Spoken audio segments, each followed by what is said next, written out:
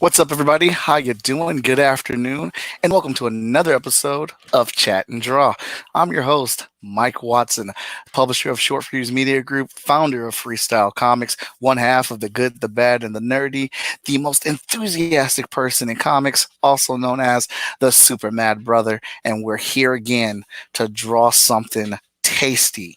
Now, I'm a little extra excited. I have my friend, my colleague, my buddy, uh, Stefani Manard on the show today. She's going to be coming out. We're going to be talking about her books and what she's got going on and stuff. And I am putting my fear sickles to the tests because she writes horror. And I do not do scary nothing. Nothing scary. Not a movie, not a book. Probably the scariest thing I have is some Lord of the Ring action figures. So I'm about to be taking out my element here of the safety of superheroes. So, in our regular tradition, here comes a new challenger. Stefani Manard, everybody. Hello. How's it going? It's going fine. How are you doing? Not too bad. All things considered. I So, just for you guys today. oh, we appreciate it so much. All right. Oh, hold on. I don't know why it's been doing this. My pad's acting up. I got to disconnect it real quick. All right, Stephanie, go ahead and tell us a little bit about yourself. Who are you and what do you do? I am a human and I'm a writer. So mostly horror, but I am working with Mike on Vigilance, and I'm sure we're going to get into that during this show at some point. I love animals and I love scary things. That's really it. You love scary things. I do. I really do. I think that there's a misconception about horror being, all about, oh, people like horror because it's so dark and twisted. And there's a lot of heart, I think, to be found in fear. There's a lot of humanity in it. So I try to write from that, Okay. So it might be a little bloody, a little gory, but there's always a heart and a meaning and a purpose behind everything. So, yeah. Alrighty. I'm trying to, my iPad disconnected for whatever reason. I'm trying to get back reconnected. So just give me a second here. We're going to get started on this drawing. So tell us about that. Isn't that cover gorgeous? Oh, yeah. I have the biggest reaction to this cover out of any comic I've worked on. And the cover was done by Stan Yak, and it was colored by Robert Nugent, who I've been working on with the whole series. And this cover is really powerful, and it's really the heart of what the story is about. And so the series Aeonian actually started off as a dream that I had, maybe 10 or 15 years ago. And it was one of those dreams that really stuck with me. And when I started writing comics and I finished my first series, I'm like, well, what am I going to write? And I was like, oh, yeah, I've got this story. And it deals with, the human's drive to live forever. We all have death kind of looming over us. That's part of the human condition. And the story is about a family that's trying to just kind of circumvent that. They're like, we don't want to die. We found a way to extend our lives. Now we want to make that permanent and live forever. So this story is really about, how far people are willing to go and how far down the rabbit hole and how less human they become as they try to seek eternal life. Yeah. So it's kind of a horror drama with a little bit of science fiction thrown in.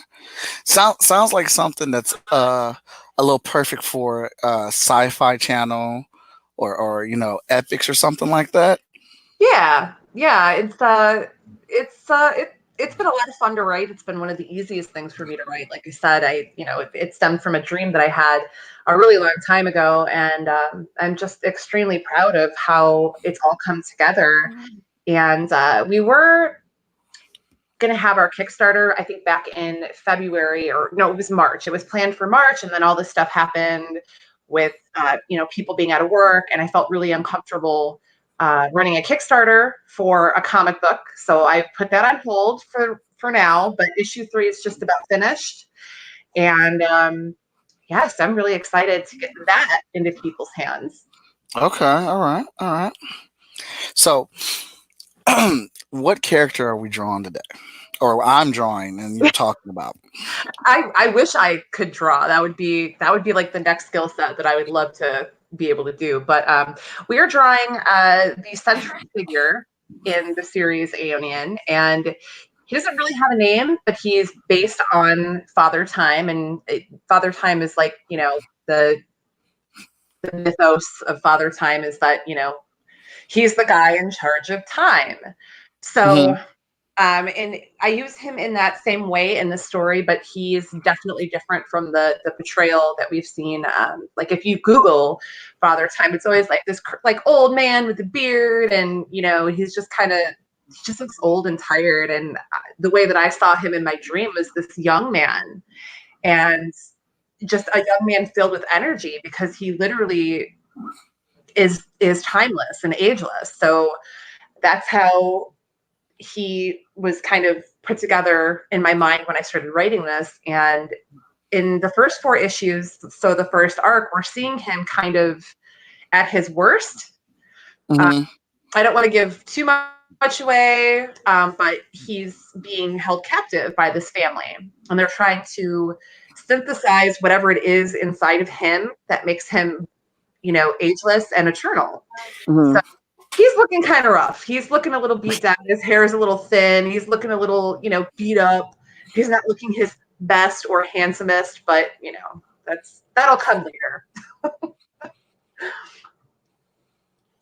All right, so I don't want to spoil anything. I read the first issue. I tossed in on your Kickstarter to get my first issue or whatnot, and I read through it. I was super intrigued by the book. I was on the edge of my seat the whole time while reading it. And so the thing is that, like, I felt like this could just easily be adapted into like a Netflix series or something like that, like 8 to 10 episodes a season. Like, you're building up a lot of mystery and lore with this first issue. Like, I have questions. And, like, I know they're going to get answered. I just have to wait for the books to come out. It's one of those things that you got to read it to get what's going on, because you're building up to something. What was your thought process in saying, like, this was like how you wanted to display this? I know you said it came to you in a dream, but what was the thought process of saying, like, this is how I want to break down the storytelling aspect of it? Well, for me, there was a lot to unpack there, and I had already planned like 3 arcs, so I had to kind of figure out, like, what do I want to include in this first 4 issues that will give enough information about where the overall series is going, but will leave people kind of always looking for more. And it kind of started here, because I thought putting him in a situation where he's dealing with these people who they're definitely mentally unstable and have a lot of issues. They've already lived for hundreds of years. They've become extremely jaded, and the way that they behave displays that. And so I wanted to kind of give a little bit on each of these characters in each of the 4 issues to kind of build up to this really kick-ass finale. And after each issue, like, leave people with some answers, but more questions. For me, yeah, I mean, like, that's the kind of stuff I like to read. I mean, yeah, it's kind of frustrating sometimes. I've had a couple people say, it was really good, but I have so many questions. I'm like, well, that's the point. This isn't one of those books. I read a series called Nail Biter, and it's one of my favorite horror series. And that was kind of an inspiration, the way that they paced their book. And so I used a little bit of that mentality when I was writing this, because, again, it left me it answered some questions, but it left me with a whole bunch more. It was like so exciting to get every issue because of that. And I wanted to create that for people that enjoyed the series. So hopefully it's working. So our character, Father Tom, has no other powers besides living and extending other people's lives. Yes. I mean, he doesn't really need to do anything else. He's kind of at his core, he doesn't really know why he is what he is. He just knows that he's always been, and he just kind of wants to like do his thing and be left alone. And in future arcs, we're going to be going into his past. It's kind of like a time jumping series. So in each arc, we're going to be looking at different points of time. There's going to be some historical aspects sprinkled in as well, because I do love history with, my podcast Shot of History. So you're going to get to see kind of like what his intentions are and his motivations are. And this first arc was mostly just to kind of say, hey, this is our guy. This is what he does. And by the end of the 4th issue, you're going to know. You'll know more. That's all I can say. All right. So before we go on, I just want to let everybody know, I am today purchasing copies of issue number 1, issue number 2, getting Stephanie to sign them, and I'm covering the shipping today. And one lucky viewer today is going to win those books from Stefani Manard today, courtesy of Chat and Draw. The way you can enter that contest is by right now subscribing to my YouTube channel, making a comment asking Stephanie a question on this chat right now. And I think I had one more thing. Oh, yeah, watch the whole show. Stay on for the whole thing and watch it. If you do those 3 things, I will enter your name and I will do my little Wheel of Fortune wheel a little later on today to reveal the winner, and you will be getting these books shipped out to you today. So I'm been trying to get up on my phone the comments so I can see them, but sometimes they don't come up here on StreamYard when I have it on Facebook as well. Yeah, I have it pulled up on my phone here so I can say hi to people and respond. I mean, obviously I can respond through here, but yeah, obviously we got 10 comments already. No, this is an older one, I think. Oh wait, this is it. I don't know why it's showing up as green. Okay, maybe that's just my phone. Everybody else can see. There's no technical issues on y'all's ends. Everybody good? Okay, Bobby's here, Corey's here, CL Bedell's here, Lawrence is here. Okay, all right. Well, again, if you want to win a copy of her books, go ahead and subscribe to my YouTube channel. Make a comment that is asking us a question on today's episode, and watch the entirety of the episode. Oh, my dog. I'm sorry if you can hear my dogs in the background. They have a mind of their own. Oh, no, you're okay.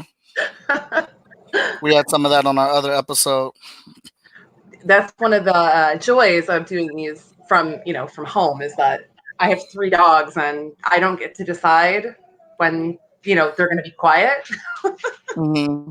They do their own thing, but they're cute, so they get away with it. I think I'm gonna save his hair for last.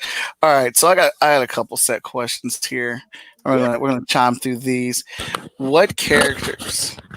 So for Father Time in specific, or any of the other characters in the story, do these characters have any inspiration points? Is there anyone that you can specifically think of that, like, oh, I was watching this, and like while you're trying to write and create these characters, you may pull from or inspired by? I don't really. The only 2 characters that I think I was inspired by, like an outside source, were my 2 scientists. That they don't. I think, yeah, they're introduced, I think, in the 1st issue, and in the 2nd and 3rd issue, they get more time. Hewitt and Myman, and well, it kind of started off. Stan was. I told him, I was like, oh, I need 2 scientists, so he made one of them look like one of the guys from MythBusters and just threw it in there. So And people were like, "Oh, is that the guy from MythBusters?" And Stan was like, "Yeah." And I'm like, "That works for me." So the character design was clearly that. But I watched. There was a show that used to be on TV called Better Off Ted, and there were two scientists on that show, and they were really funny. And I absolutely loved that show. So I used their last names as the names for the characters, and not necessarily modeled them around them, but used them for inspiration. Okay. So if anybody knows Better Off Ted and the two main scientists, Hewitt and Myman, their names come from those two scientists. All right. And there's nothing wrong with that. That's cool. I got a little inspired for. I get inspiration from the strangest little places, so I got inspired for a, a, a potential to be continued section in one of my stories. I just don't know where to put it at. This character, I watched Code 8 the other day, the main character's mom has ice powers, and she died, and as she was passing away, he was like at her graveside. He was like, "Yeah, if you see me drifting off to the other side or doing something wrong, just give me a little nudge." And then like instantly in my head, I immediately thought, "Oh, like what if there's this character who is doing wrong, and right before they kill somebody, they say, is it code in here?" Highlighting that this person's mom is dead and she has ice powers or whatnot. But like that's something that we find out much later. But that's like kind of a thing that the character would keep doing right before he kills somebody because his mom is trying to nudge him and say, "Don't do that." Like so now I'm like, oh, that would be so freaking cool. How can I work that into a story? I have no idea about anything else. I haven't created this character or anything, but I know I need to find some way to get that into one of the stories.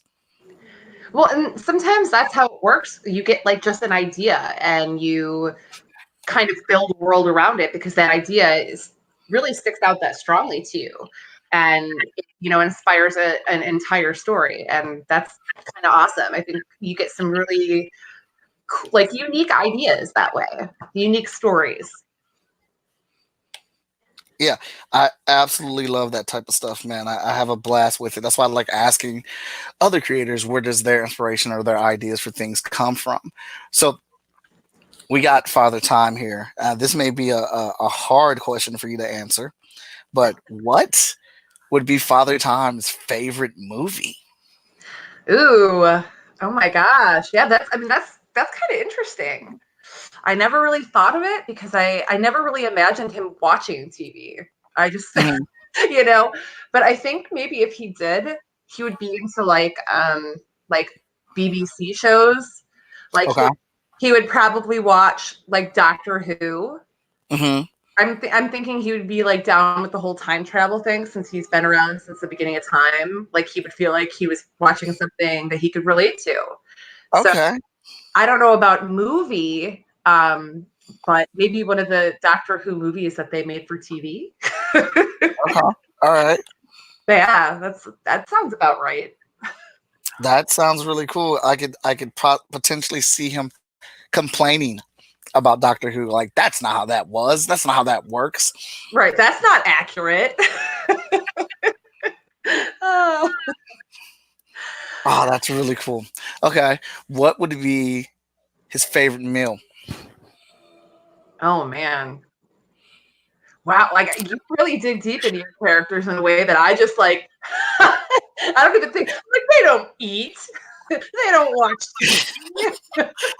Well, I just thought they'd be good questions because other people have asked me these things, and a couple of other writers that I've worked with have like these large arsenal of questions that they would just ask you and probe you about your character. But I'm like, I never thought of that crap. Look, he likes to punch people in the face, and he's going to school. That's all I got right now.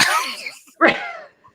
Well, I guess if I really think about it, he's not really like a fancy dude, so he wouldn't want anything like crazy fancy. He'd be like a meat and potatoes guy, I think. Okay. Yeah. He would just be like, just something to keep me alive. Like, just give me something basic. I'm sure he's probably eaten a lot of different things. And at this point in life, he's already had it all. So why even have a why even really care what you eat at this point? Right. Okay. Let's see here. So his head. It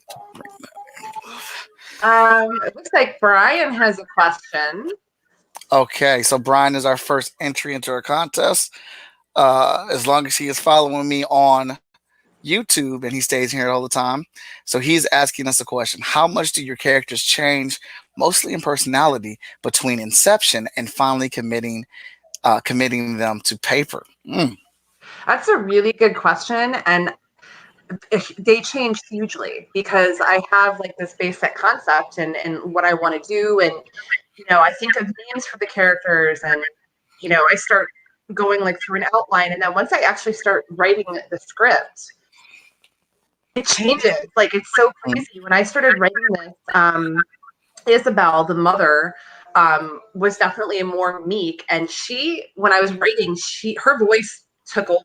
Like, she became this really strong leadership person in the family. And that was not what I had intended when, I had first come up with this idea. And I don't know, like, people say that writers, listen to the voices in their head. And that is truly what ends up happening. I get an idea and I'm like, okay, this person's like this and this person's going to be like that. And then once I start writing it changes and I kind of just follow where these characters take me. And I know that sounds kind of silly, but they really do have a life of their own. I just breathe that first breath into them and then they just kind of become what they become. It is so crazy.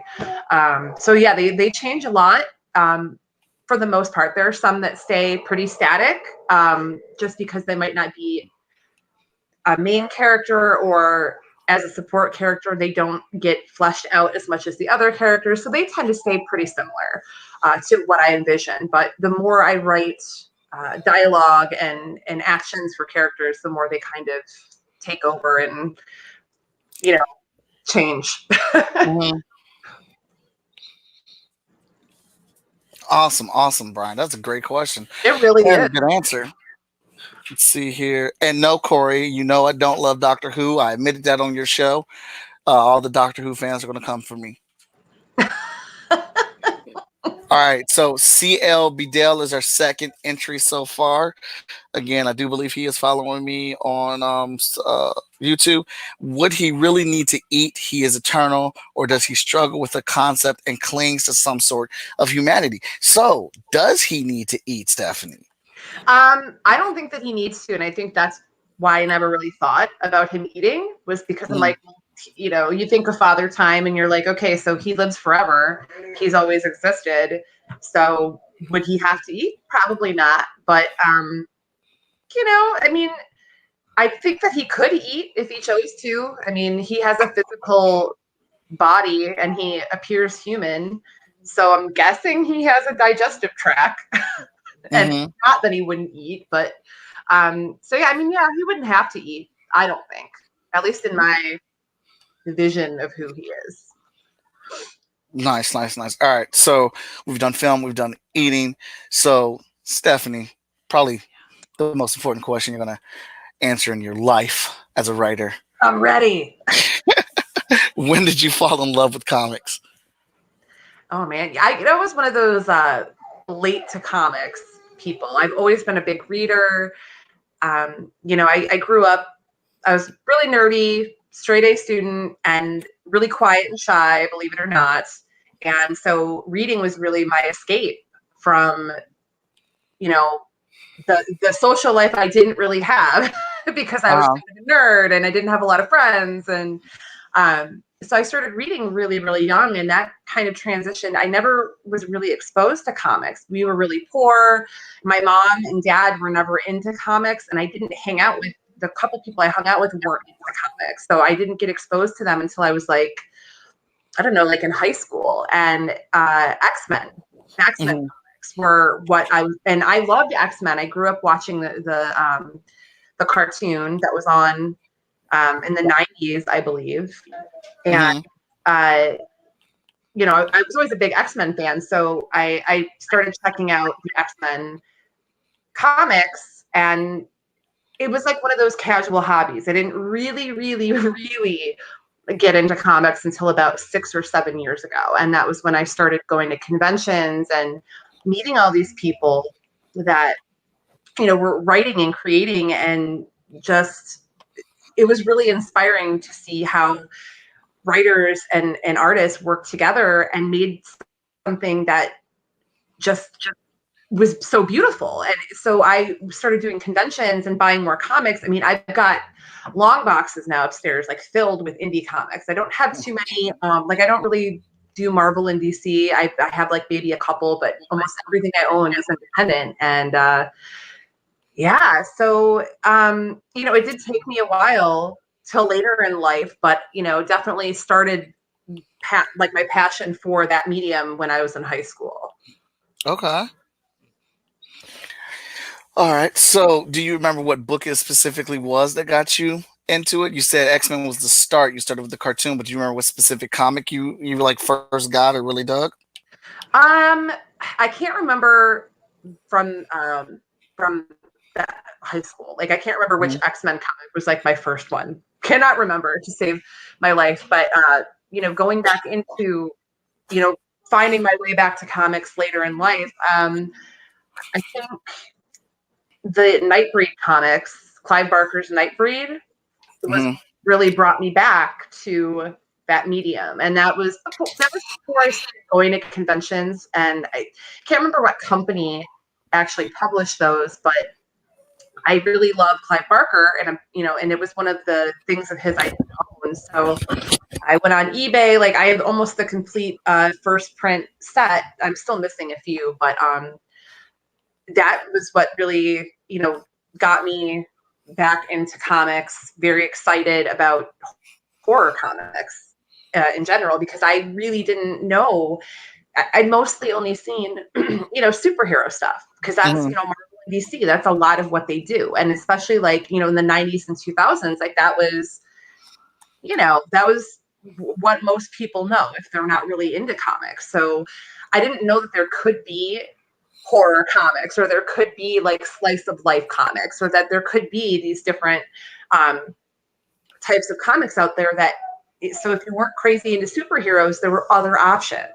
They just never were marketed in a way that that they ever came to my attention. So yeah, Clive Barker's Nightbreed was the series that really pulled me in and said, "You're a comic lover, girl." Okay. It's always interesting to find out what books did it for different people and brought them over to the fold or whatnot. For me, it was X-Men. And I've been saying for years it was X-Men 16. And then I finally, I had in the back of my head, I don't think that number's right. I've been telling this story for over 10 years, and I always say X-Men number 16. And so I finally went back and actually really looked to see what book it was, and it's X-Men number 18.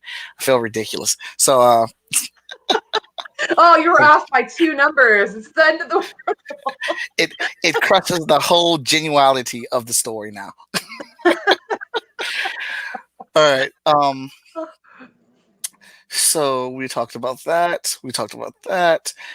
All right. So let's give a comparison. Let's say you're in a studio right now. You're in front of some execs with some big money. I want to know what the elevator pitch for your book is. And if they say that's good, now tell me something you can compare it to that's out now. What would you say? Well, the elevator pitch for Aeonian is this. A family that will do anything to live forever holds the key to eternal life. Can they use it to escape their fate? One man stands between them and their goal, a stranger with a priceless secret. Oh, okay. That would be how I would explain it, just to get people's interest. And then what was the second part of the question? I'm sorry. If they asked you to compare it to something that's out right now, what would you compare it to? Oh,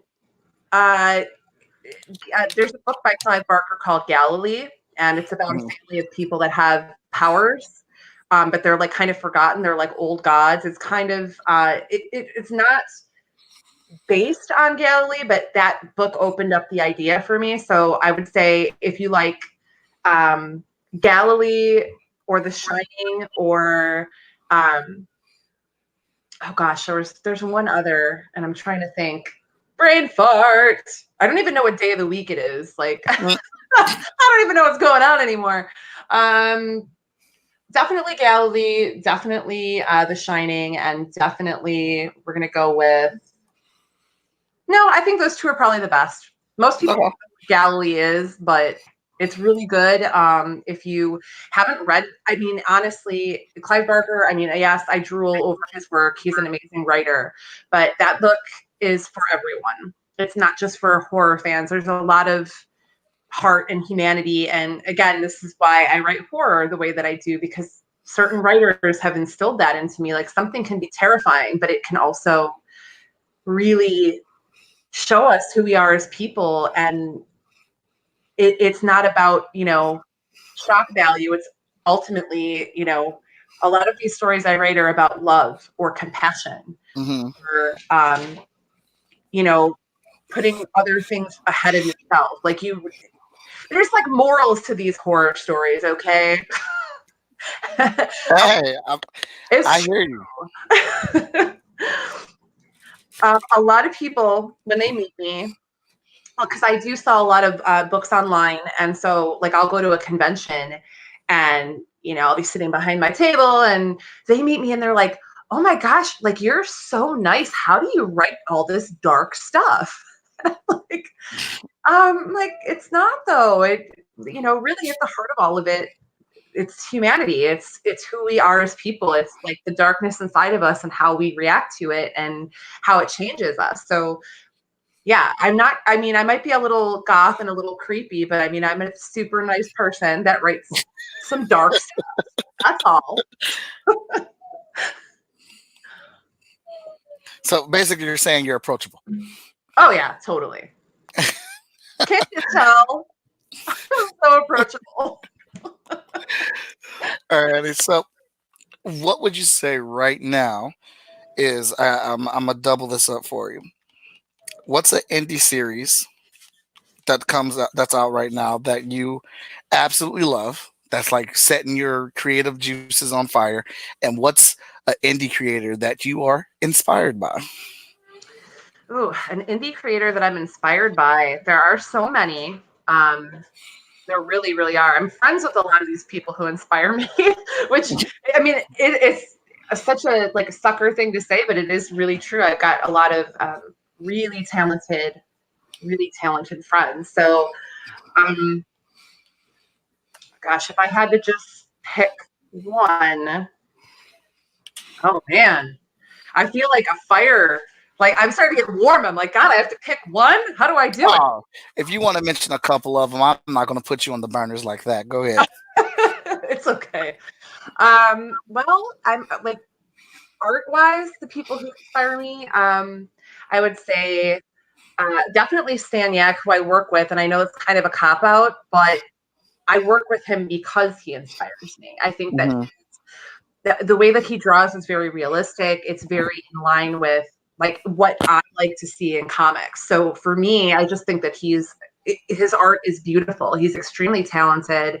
And every time I work on a book with him, like I just feel so lucky that I met him a few years ago and we get along, and he's always down to keep working with me. So that makes me extremely happy. And I hope he never gets sick of me.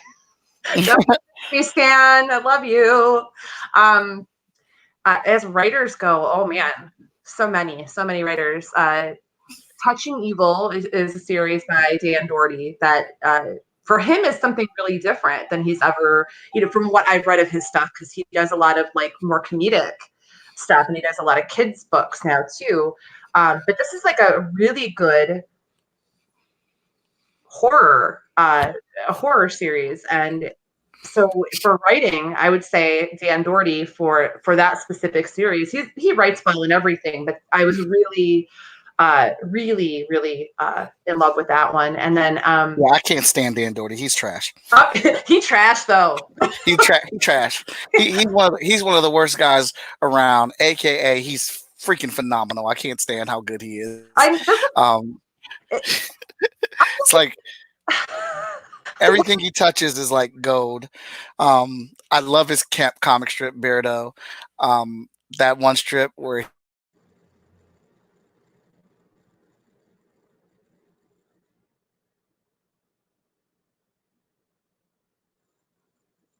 I think we are having technical difficulties. Yes, we are.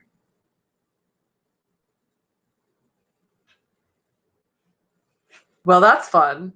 I don't know if anybody can hear me. Can anybody hear me still, or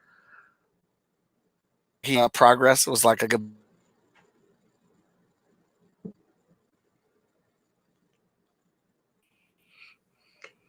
uh-oh. And we're back. There we go. Okay. I was like, break something. It does that every once in a while, so we're good though. Yay. Okay. Yeah, no, Dan, he's not only a good person, but he is an extremely talented writer and extremely talented artist, and I just I thoroughly enjoy his writing.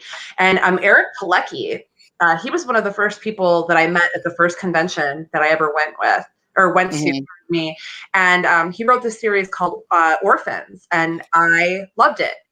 And it was one of the first comic reviews I ever wrote. I think Eric has some really great ideas. I just read Fake Empire. That was really, really good. So Eric is definitely one of those people that I'm really inspired by.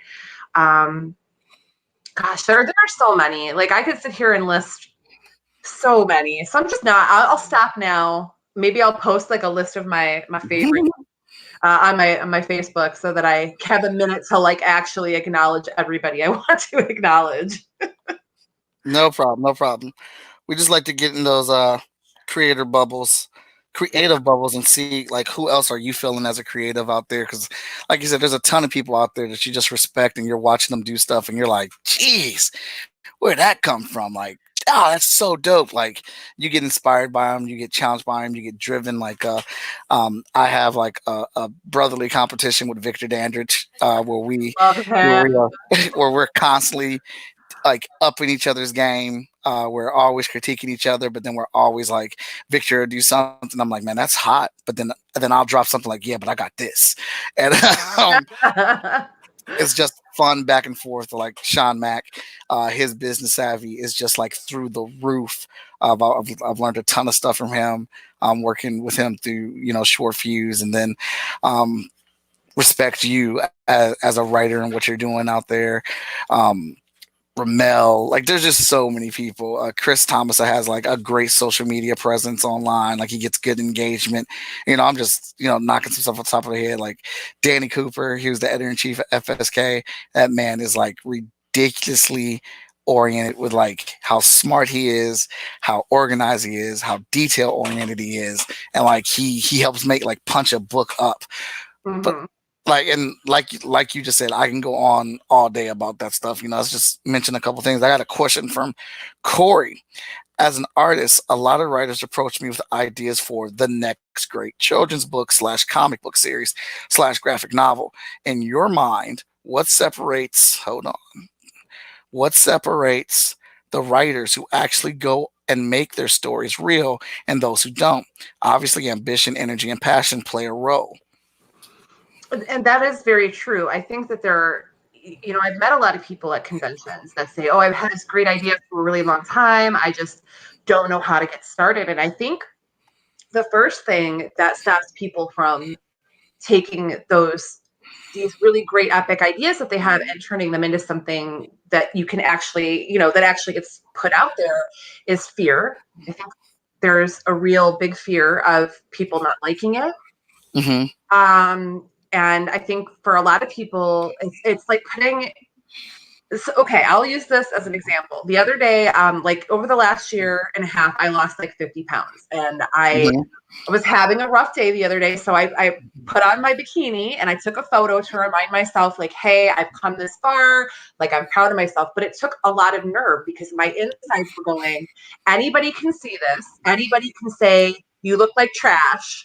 You know what I mean? Like, so when you put yourself out there in a raw way, it's very, it's hard. It's hard to let go of the fear of what people might think. And I think that's the first thing that you have to knock down. Fear is don't let fear stop you from doing, if it's in your heart to do it, you need to do it. Okay. I think the second thing that stops people is not knowing how. Like they think, okay, so I write something, but like, how do I get it published? And now it's so easy. I feel like, because I started off self-publishing. So I created an S Corp and I created my own imprint, Scapegoat Press. And I started self-publishing. And what I did is I spoke with, I went to conventions. I befriended a lot of people in the industry.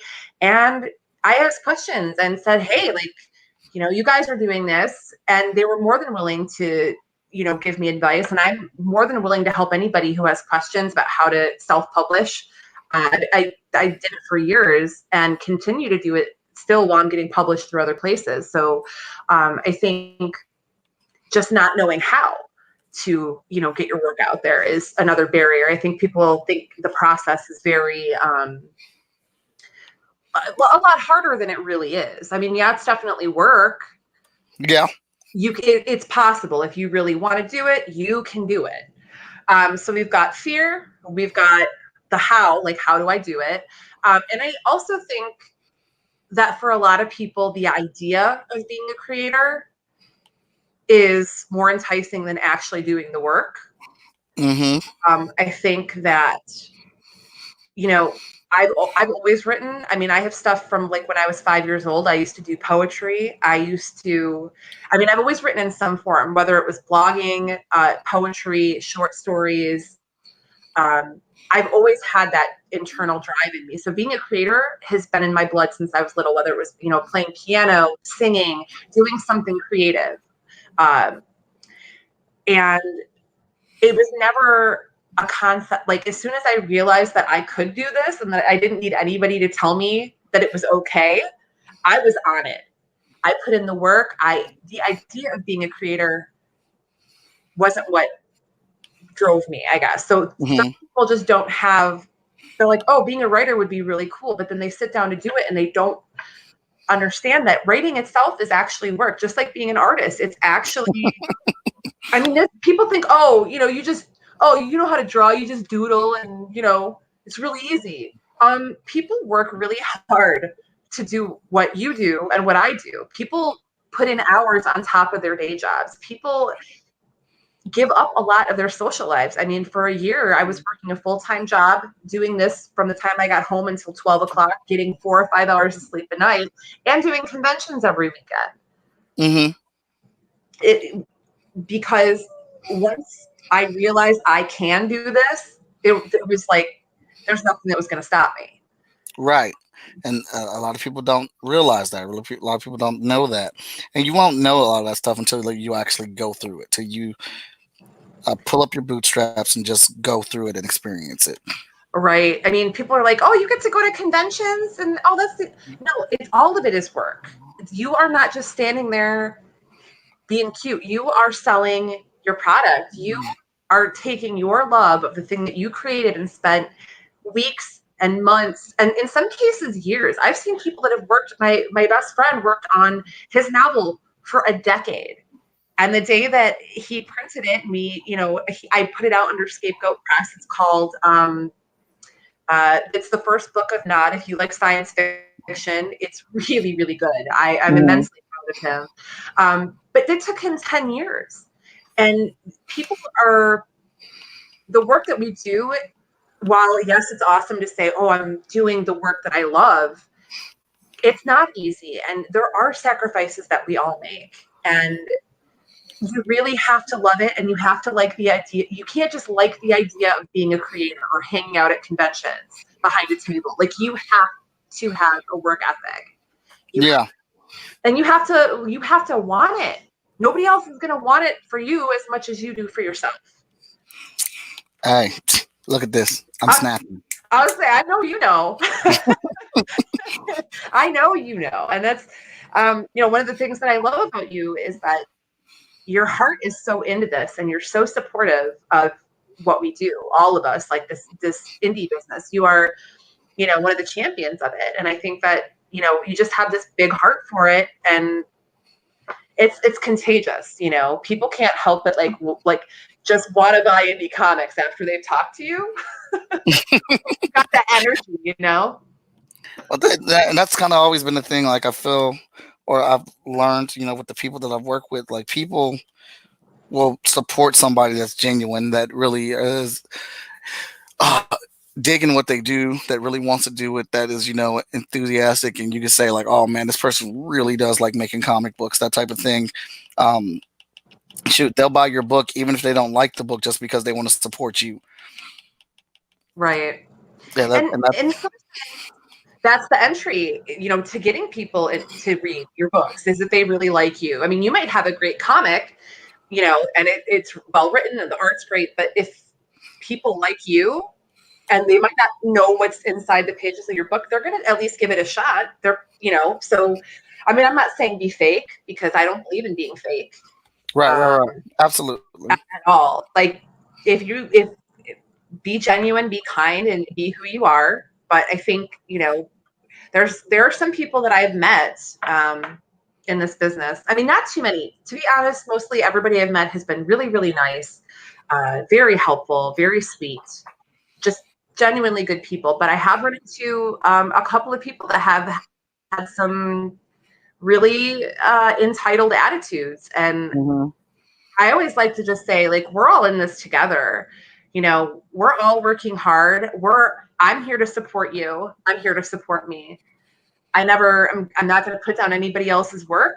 I'm not going to try to act like I'm better than anybody, because we're all doing our thing, and nobody can do what I do. Nobody can do what you do. We're individuals. So Yeah. I say, lift each other up. I mean, we should be working together for, you know, the cause of independent comics. We shouldn't be divisive within our small group of people. Right. Opinion. Stephanie's out here. Stephanie's out here on the soapbox today, letting y'all know. You know it. Any chance I get it, you know. But you've also got a podcast that you do as well. Yeah. Yes, I do. What's the name of that? Well, you know, I've got a couple. The one that I've been doing for the longest is The Way Station, and which you've been a guest on before. Yes, I have. Yeah. A wonderful podcast. Yeah, and we talk to, you know, it's a little bit pop culture, and then, you know, stuff that, you know, me and Megan. Shout out to Megan Sarnowski, because tomorrow's her birthday. Happy birthday, Megan. I dropped off a little cake and some flowers at her house today, because, you know, we can't go anywhere.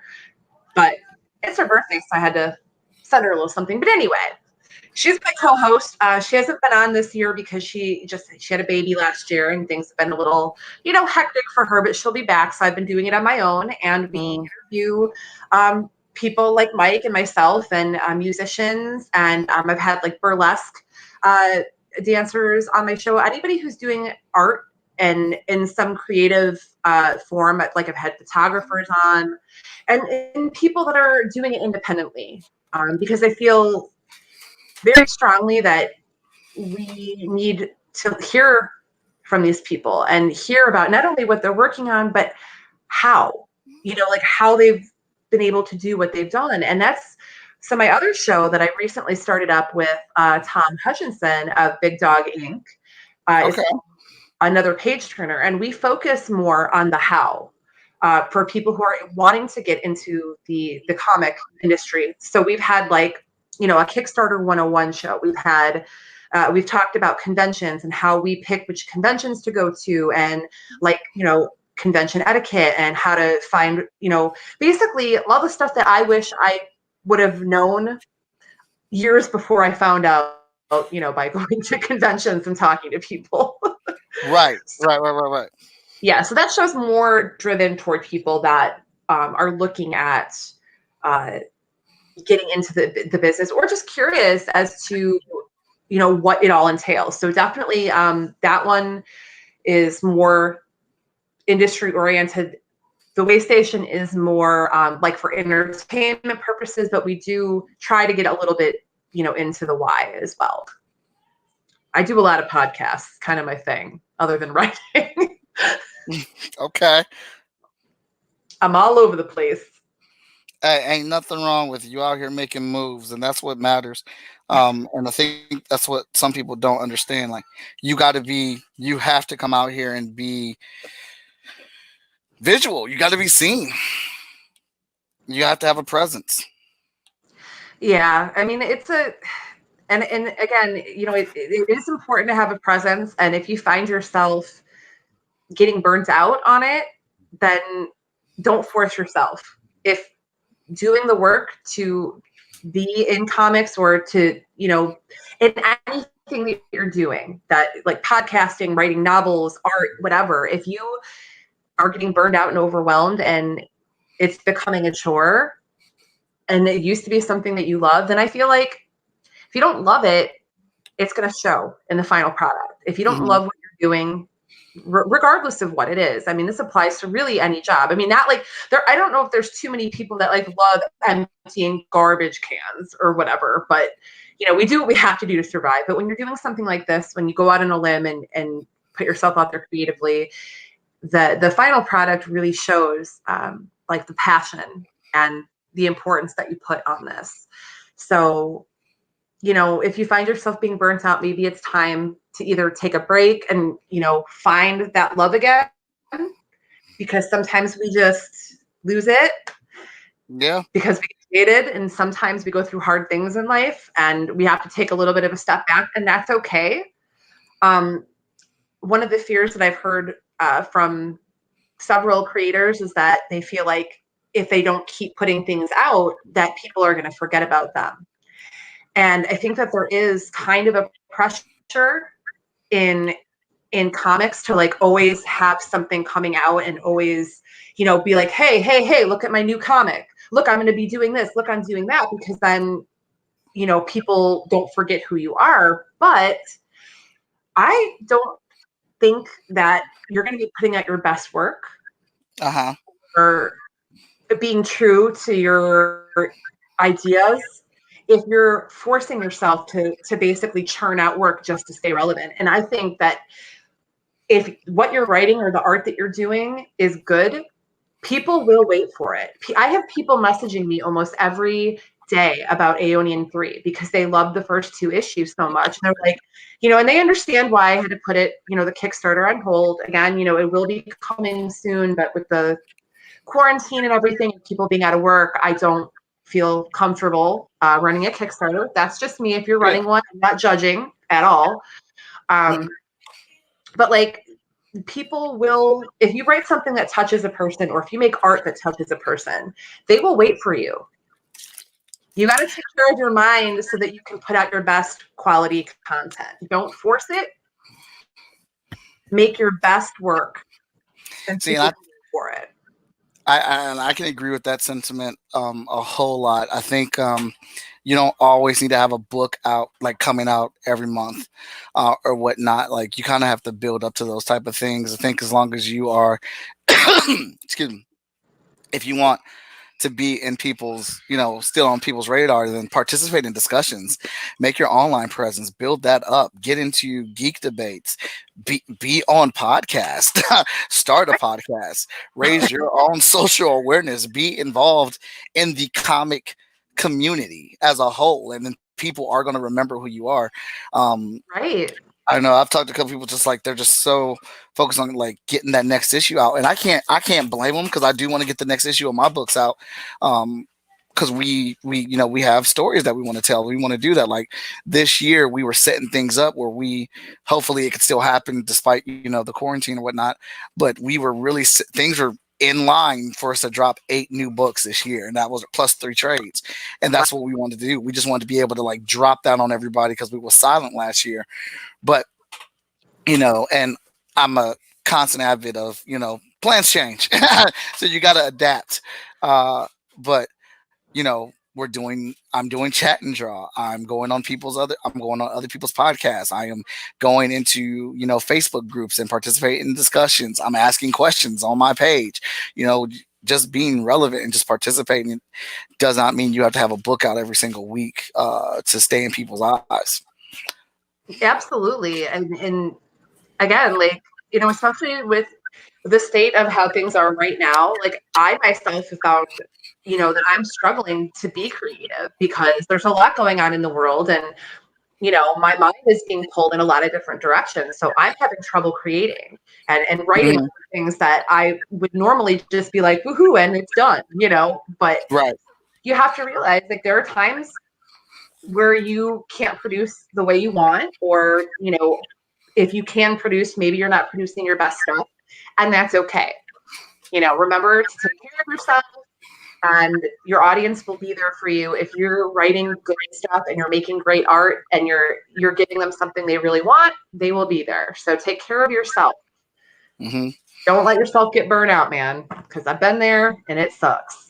Oh yeah, absolutely. Like I said, there's been times like just doing all the streaming and trying to do all the editorial stuff and do publishing stuff. Like I've just had to clock out. Like, all right, yeah, I'm done. I'm done. I can't do nothing else today. I just need to stop and catch my breath. But Stephanie, here's the piece, Father Time. It's completed, full on inks. I wanted to go for, he's captured and he's still got some fight in him. He's still trying to get a hold of himself and find a way out. But these chains, they are heavy. Oh yeah. Father Time is cut. Look at that. Well, you said he's still a young guy or whatnot, and I imagine at the point that I imagine the point that we see him in the story, he's got a lot of, I don't know, like I feel like he's got a lot of torment on him. His body's been worn out. They keep reusing him to live, and like it's like 4 different people that are sapping off of him. So I figured at a point my man was cut and he was out here. So I imagine this is like he just got put in the shackles and he's been there maybe like a week and he's like, you guys are gonna let me go or you're gonna freaking pay for it, versus what we see in your first issue. No, that is exactly right, because yeah, he's definitely in a weakened state. He's thinner than he normally is. He's still drawn with with a pretty decent body for a guy that's been, chained up for a while. Mm-hmm. Stan was like, he might be a little thin, but let's not make him look horrible. Yeah, no, I love it. I think that is that's awesome. You're so awesome, Mike. You are so talented, and I'm so grateful that you asked me on to do this. I'm having a lot of fun. Oh, well, I appreciate it, Stephanie. Like I said, I'm a big fan, and thank you very much. I've been having a lot of fun kicking these out, and I know like I don't draw hard or that type of stuff, so I knew it was going to be a bit of a challenge. But I wanted to give you something that you can use for a promo piece that was dramatic and had people like asking questions that just be like, "Well, what the hell is going on here with this guy?" Like so. No, this is awesome. I absolutely love it. JM's in the building. He says, got a Humberto Ramos vibe going there. Yeah, I did. I was feeling a little Humberto Ramos-y while drawing this or whatnot. I'm having a ton of fun drawing on his iPad.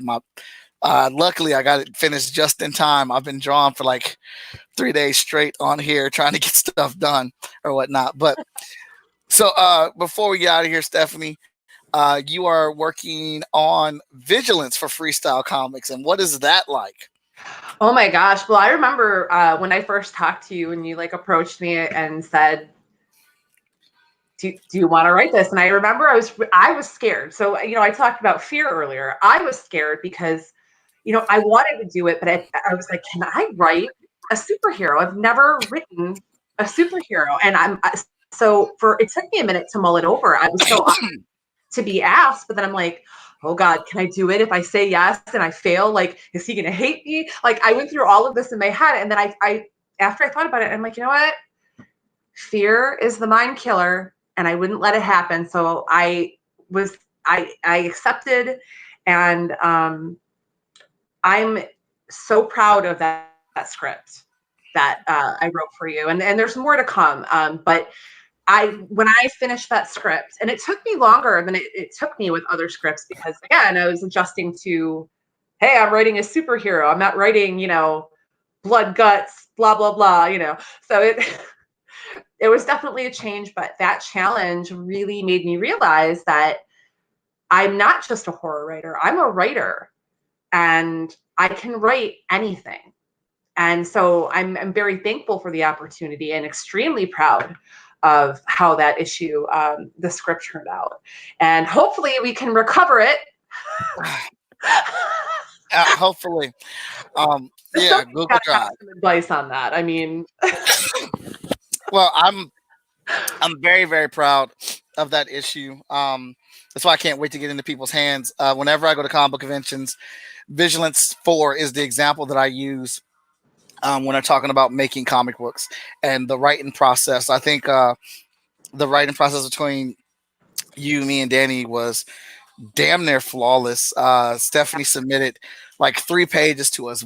Danny and I gave her like the idea of what we were going for.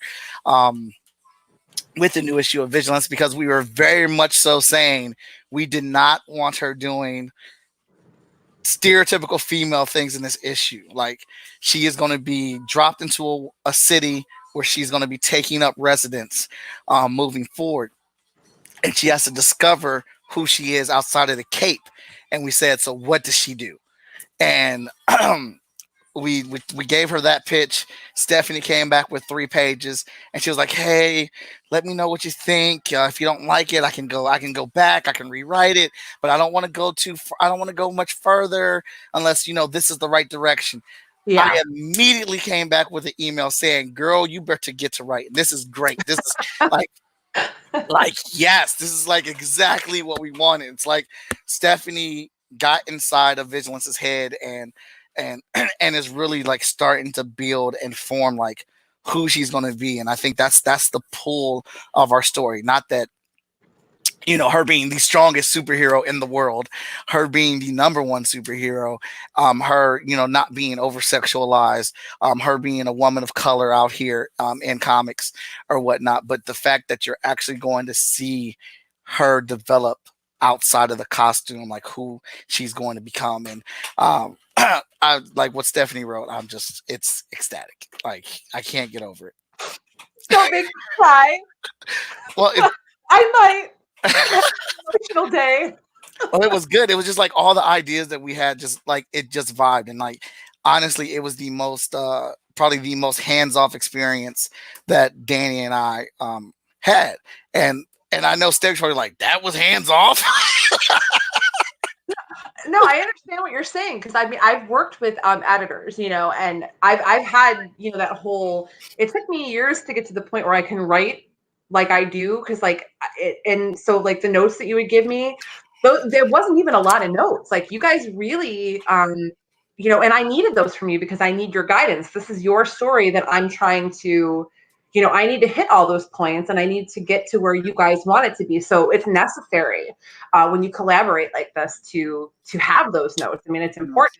But yeah, I didn't feel like it was too many notes or anything. Like, it was all valuable and helpful, and it helped to get the script going the exact way that it should have, and hit the beats and get all the information in there. And so it was really easy. I felt the same way. I felt like it was a really good experience, and I'm easy to work with. Like, I don't get upset if people are like, okay, I need you to change this, or this doesn't work, or whatever. I'm just like, all right, cool. Let's make it work. We'll make it work, right? Right. We make it work. Like I said, once Stephanie came together with her outline for it, I was like, yeah, this is exactly what I was looking for. Because like I said, I've said this before, which is why I sought Stephanie out. I was like, I'm not a female. I'm married. I have 3 daughters, but I am not a female. I do not get to live that experience every single day of my life. So I don't know the little nuances of being a woman in this world. And that's what I want to bring out in Vigilance. And I just, like, prior to the show, I'm not going to tell you guys what it is, but I just told Stephanie one of the key things I want to happen at the end of the book to, again, like, take Vigilance outside of the box and, not be the stereotypical that cookie cutter image of what a female superhero is. So I can't wait to get those out. That's going to be, once we get finished with that, that's going to be a trade in its own. Like, we're doing the first 3 issues with a couple bonuses for Vigilance in trade volume 1. Hot Shot Volume 1 and 2 trade this year as well. But we've got and as the internet gurus will witness, Stephanie's the ongoing writer as long as she wants the gig. That's her job. It's official now. You can't take it back. No, I don't want to take it back. That's it. Like, it's good, and I know Todd Dave is a big fan of it, and he is one person I cannot wait for to read Vigilance #4. He's a big fan of the FSK books.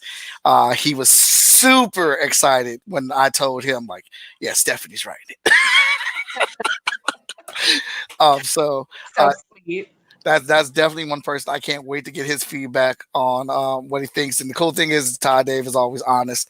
But I personally can't wait to sit with my printed copy of #4 and read it. And we're introducing a brand new character into the series as well. This is going to be good stuff. I'm going to enjoy it because I'm going to have like this back and forth that I can do with Stephanie when we're writing Hot Shot, or when I'm writing Hot Shot and I pull Vigilance in, or when we do the crossover with Vigilance, Hot Shot, Heroes International stuff. It's going to be good times. Heck yeah, man. Yeah. But Stephanie, tell everybody where they can find you at. Where can they buy your stuff? I think, hold up, I made you one of these. Bam! Ha So that is my email address. Right now, I actually just got all of my titles, including Aeonian, picked up by Rocketing Studios. So, okay, congratulations. Thank you. I'm very excited. I'm very excited to work with Tony and the guys at Rocket Inc. They're people who I've known before, I joined the company, and I'm really proud of the stuff that they do, and they like my stuff. So we're going to work together. And so I haven't printed any more copies. So I have like almost no inventory at this point. So if you're interested in anything that I've written, Aeonian 1 and 2, I've also written the series Psychopath, the one-shot, The Last Heist. I've done some anthology stuff. I have a story in Cafe Macabre, which is out through SourcePoint Press. Anything, you can just email me because I have an online store, but the inventory is probably not right. So we'll just ignore that for now. Also, I don't update my website a ton, but StefaniManard.com is my website, and I have the store link there, and I'm going to update it soon, but I have other things going on, so I haven't. So, or you can find me on Facebook or Instagram under my name. Everything's all my name, so easy peasy. All right. So what I'm going to do here is I'm going to send Stephanie some money to buy her books, the #1 and #2 issue, and send money for the shipping as well. She's going to sign those. And then later on today, because I've got to start cleaning my house. It's a disaster. We've been living in here 24/7. It's time for cleanup. Later on today, after we get that done, I'm gonna come back on here, and everyone that has watched this video and made comments, they get entered. The people that made comments get 2 tickets into the roll. Those of you that just watched and tuned in will get 1 ticket. Because a lot of you guys tuned in for a bit or whatnot. So we're just gonna put it out there. And this is a trial run. I wanted to see how this worked or whatnot, but I'll be announced a little later on tonight. Maybe I'll message Stephanie, see if she can come back on for a second as we announce the winner or whatnot. And then we'll get you copies of her book signed, the #1 and #2 issue. And so the second issue, this is the variant cover, and it was limited to only 100 copies, and I only have 13 left. So great. This is a special copy of issue 2. Ooh. Awesome. Okay, I don't have #2, so I'm probably gonna buy that for myself too. But all right. Well, I want to thank everybody for tuning in. I hope you guys enjoyed yourself. Please go ahead again, give me a follow on the YouTube channel here. Be sure to give Stephanie a follow and give her your support or whatnot. And I hope you enjoyed yourself. There will be no chat and draw tomorrow. We just do it Tuesday through Thursday. But Saturday, I have a very special edition episode as my man Morgan Iverson will be joining me, and I will be drawing Lumberjacks with the Axe. on Saturday at noon. So that's going to be fun, and that's part of the Short Fuse family. And this Sunday, Dear Creative returns. We took the weekend off because of Easter, but we'll be back, and I will be joined again by Morgan Iverson and Danny J. Quick, and we'll be talking comics. We got all types of good comic questions about the industry stuff that we're going to dig into. So I hope you enjoy it. We're working on the next episode of The Good, the Bad, and the Nerdy with Katie Manard. We're trying to come up with a very good topic for you to sink your teeth into. So stay tuned to that. But I'm Mike Watson, and this is Stefani Manard. Thank you so much for joining us, and we will check you later. Bye.